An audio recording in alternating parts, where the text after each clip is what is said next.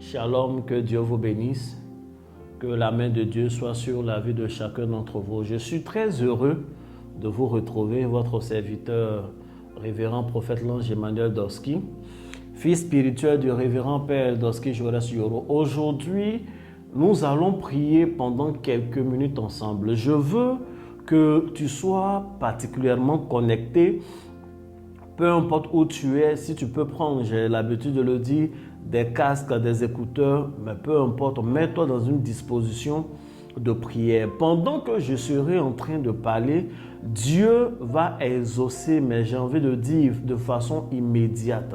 La prière que je veux faire avec vous, la prière que je veux faire pour vous aujourd'hui, est une prière qui a la caution de l'Esprit de Dieu. Nous sommes aujourd'hui le 13, nous sommes pratiquement en plein milieu de l'année 2022. Il y a 6 mois donc qui se sont écoulés. Nous allons entamer cette seconde partie de l'année. C'est le moment, comme j'ai l'habitude de vous dire, de faire un bilan. Est-ce que notre bilan est positif? Est-ce que notre bilan est négatif? Peu importe, on a toujours besoin de faire un bilan.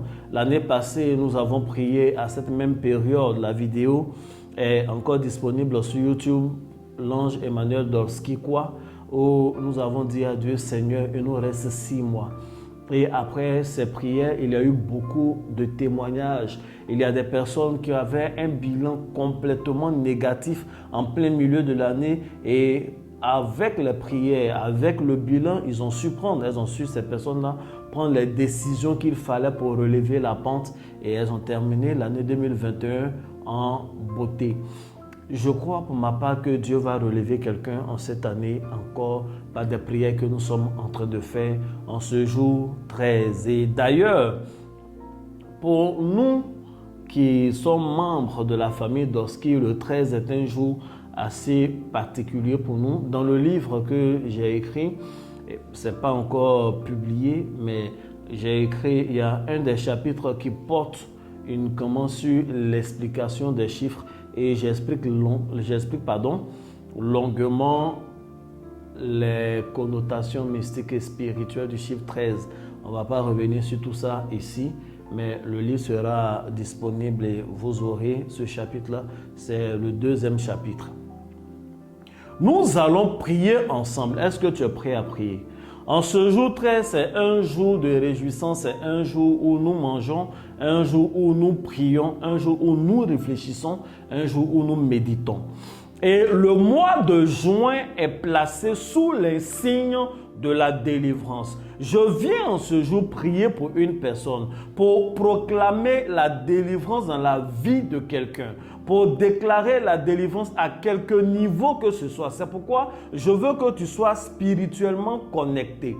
Nous allons lire un passage et à partir de ce passage, je vais te parler. Nous prenons Psaume, le chapitre 3 et je lis rapidement à partir du verset 1, Psaume de David à l'occasion de sa fuite devant Absalom son fils. Et on écoute la prière. Ô Éternel, que mes ennemis sont nombreux. Quelle multitude se lève contre moi. Combien disent à mon sujet, plus de salut pour lui auprès de Dieu. Pause.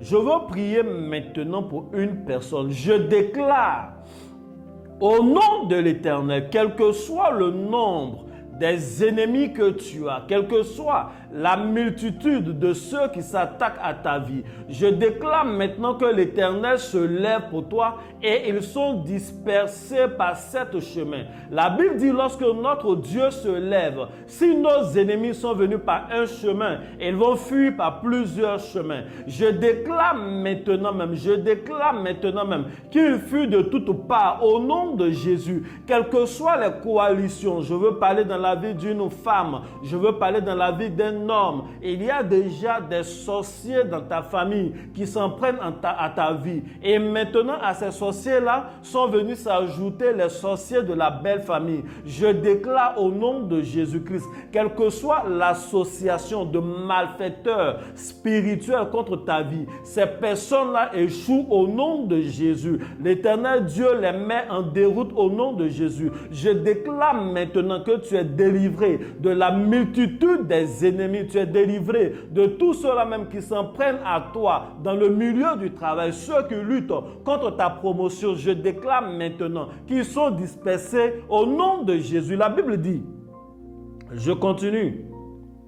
Mais toi, ô Éternel, tu es mon bouclier, tu es ma gloire et tu relèves ma tête.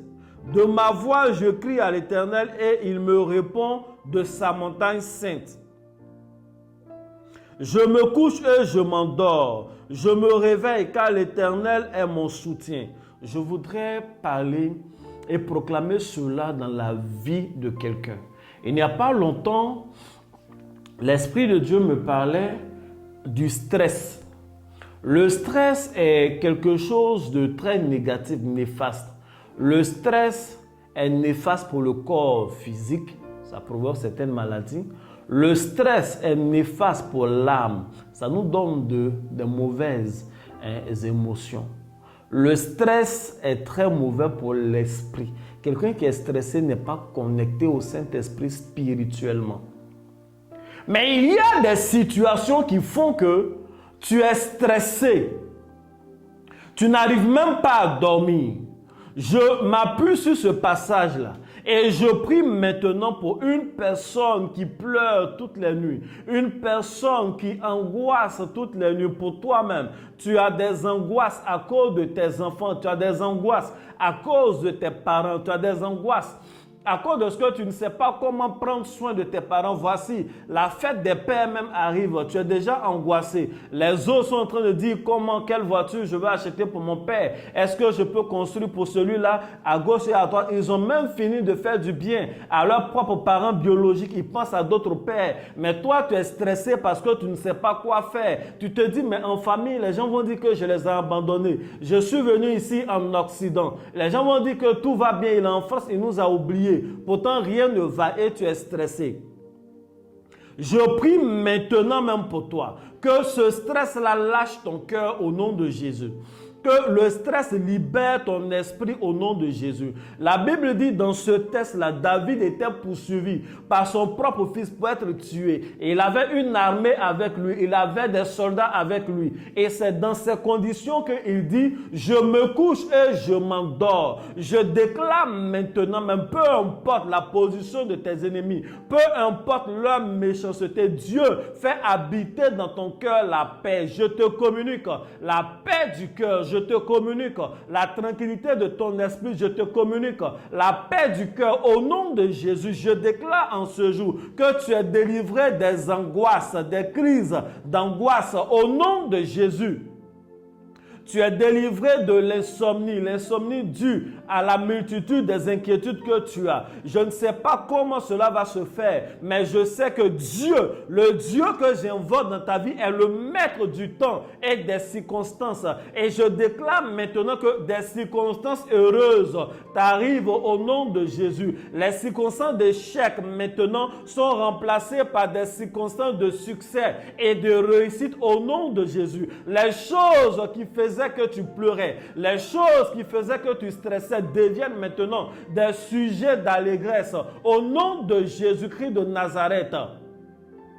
Il faut dire Amen pendant que je suis en train de parler. Il dit, je ne crains pas les myriades des peuples qui m'assiègent de toutes parts. Lève-toi, Éternel, sauve-moi, mon Dieu, car tu frappes à la joue tous mes ennemis et tu brises les dents des méchants. Le salut est auprès de l'Éternel, que ta bénédiction soit sur ton peuple. Il faut dire Amen.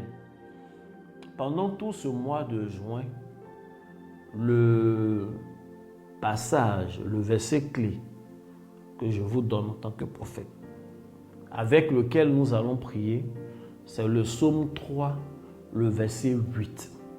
J'ai lu tout le chapitre pour que tu sois dans le bon contexte.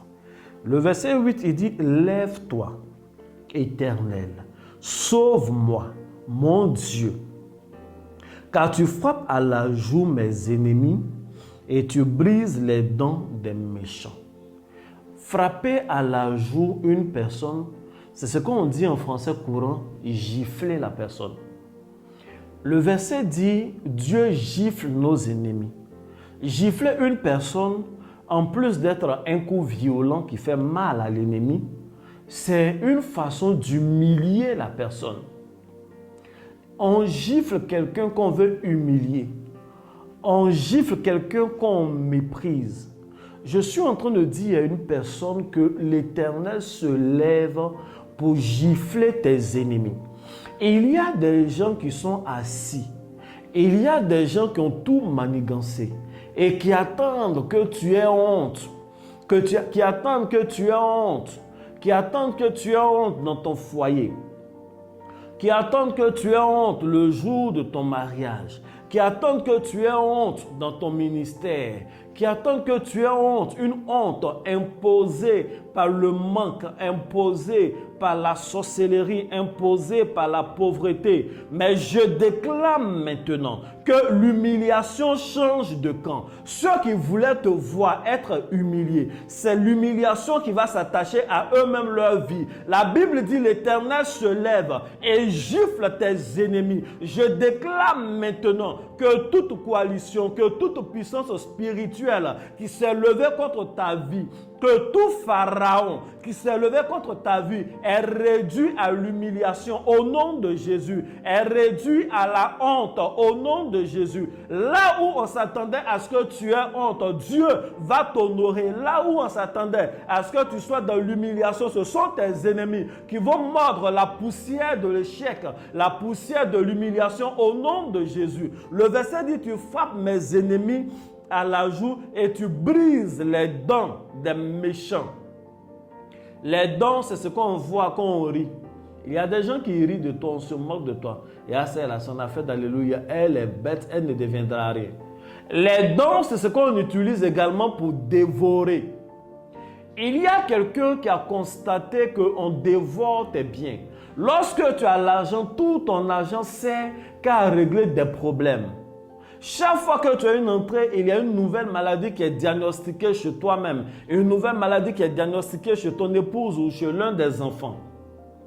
Je déclare maintenant que l'Éternel se lève et brise les dents de tout dévoreur de ton bonheur. Au nom de Jésus, l'Éternel se lève maintenant et brise les crocs de tout loup, toute personne qui est poursuivie dans son rêve par un chien ou une quelconque bête sauvage. Je déclare maintenant que ces chiens de la sorcellerie, ces lions de la sorcellerie, ces bêtes féroces, leurs dents sont brisées et elles sont réduites à un niveau où elles sont inoffensives. Au nom de Jésus-Christ de Nazareth.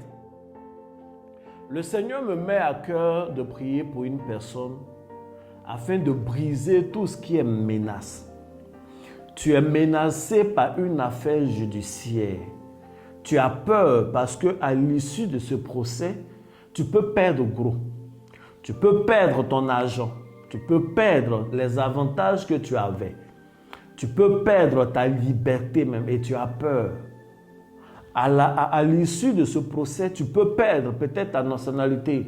Tu peux perdre ton droit de séjourner sur le territoire où tu es, que ce soit en Europe ou en Amérique.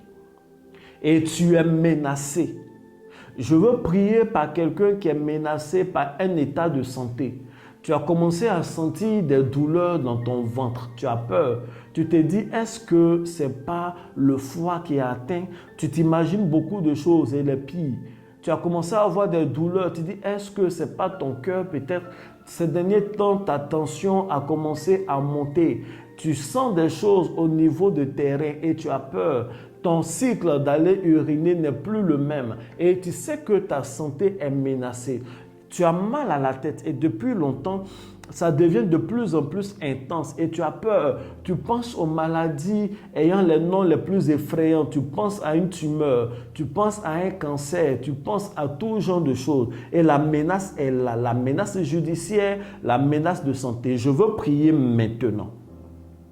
Je déclare aussi vrai que la Bible est vraie, que l'Éternel se lève et anéantir toute menace sur ta vie au nom de Jésus. Je déclare que tu sors vainqueur de tout procès dans lequel tu es engagé au nom de Jésus. Je déclare qu'au moment venu, ça ne sera pas ta sagesse, ça ne sera pas la sagesse de ton avocat, mais ça sera par la puissance de Dieu. Dieu va renverser la situation à ton avantage au nom de Jésus. Je prie pour une personne qui est en train de lutter un héritage qui te revient de droit, mais les gens veulent te spolier. Je déclare maintenant que les choses sur lesquelles ces personnes comptent, Dieu les réduit à néant. Et ce qui te revient de droit vient jusqu'à toi et tu en jouis au nom de Jésus-Christ de Nazareth. Je déclare que ta santé devient parfaitement bonne. Ce que tu avais commencé à sentir dans ton cœur, la tension qui avait commencé à monter, les choses que tu avais commencé à soupçonner au niveau du foie, au niveau des reins. Je déclare que Dieu renouvelle tes organes. Dieu renouvelle tes organes. Au nom de Jésus. Bien-aimés, je vous ai dit que je n'allais pas être long. Priez ainsi, priez tout ce temps avec ce verset-là. Je suis très heureux d'avoir prié avec vous. Je prie que la vidéo est brève. Donc, de temps en temps, vous pouvez écouter toujours et prier vous-même. Priez pour ton cas spécifique. Je prie que les autres jours, l'autre moitié de l'année qui vient, soit confiée entre les mains de l'Éternel. C'est le moment aussi de faire des actions de grâce, de faire des offrandes, des sacrifices pour confier la seconde partie à Dieu. On a toujours besoin de ça. Il ne faut pas se contenter seulement que de faire des prières le 31 décembre et au milieu, parce qu'il faut faire la vidange, il faut renouveler les choses.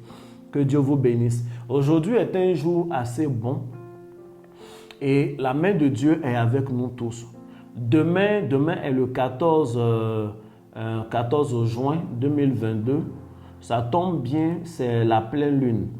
Et la pleine lune de demain est une pleine lune qu'on appelle super lune. La lune va donc s'approcher de 14%, d'après ce que les spécialistes disent. Et l'éclat de cette pleine lune sera encore plus fort. C'est estimé à environ 30% d'une clarté plus élevée. Bien aimé, ce sont des détails, mais c'est des choses qui sont importantes. Il faut prendre le soin de prier un tel jour. C'est pourquoi aujourd'hui, d'ailleurs, la veille, je suis en train de vous préparer à ces choses-là. Il faut prier, il faut demander la lumière de Dieu, que Dieu t'éclaire. Et c'est en même temps des périodes d'attraction. Il y a des choses derrière lesquelles on ne coupe pas, mais on proclame et ces choses viennent vers nous. C'est une bonne période. Et moi, en ce qui me concerne, je vais prier. Je prie pour toi. Je prie pour tous ceux qui vont se connecter comme nous avons l'habitude de faire, que tu ne marcheras plus dans le noir.